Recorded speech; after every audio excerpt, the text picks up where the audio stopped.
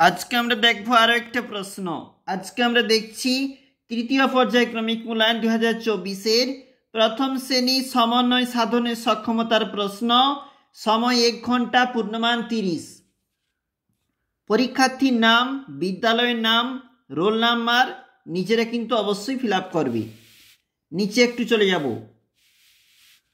শূন্যস্থানে বক্সের শব্দ বসাও 1 গুণ 4। কোনটা সঠিক হবে তোমরা কিন্তু এখানে এই শূন্যস্থানগুলোতে তোমরা একটা একটা করে লিখবে। তারপর যাচ্ছি, দেখো ফাঁকা ঘরে পূর্ণ বর্ণ বসিয়ে ফল বা পশুর নাম লেখো 3টি, 1 গুণ 3। বাক্য রচনা করো, 3 নাম্বার রয়েছে মোট এখানে।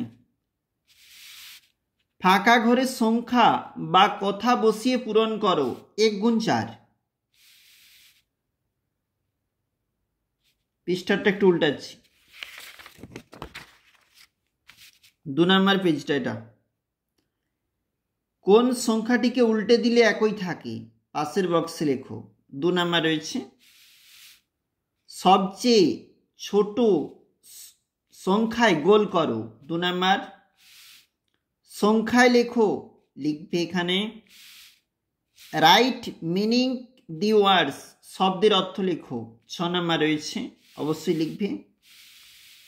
Match the column A with column B, অর্থাৎ স্তম্ভ মিল করো যেখানে বলেছে সেখানে 4 নাম্বার।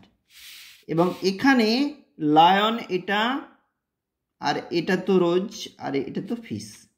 এইভাবে ফিল আপ করবে। আমরা দেখছিলাম সমন্বয় সাধনের সক্ষমতা, প্রথম শ্রেণীর প্রশ্ন।